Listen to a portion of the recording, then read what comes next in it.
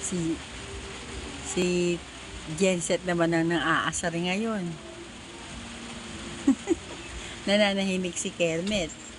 Kahapon, nang-aasar si Kermit. Ngayon si Genset. Diba? Hihi.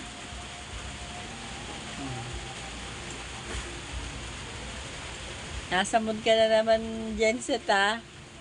Nananahimik si Isus, Isus. Hala. Ang kulit. Ang kulit mo, ah. Memet.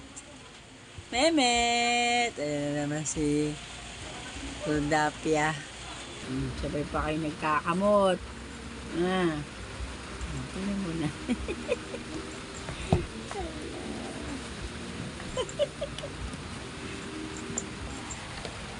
Ang kulit.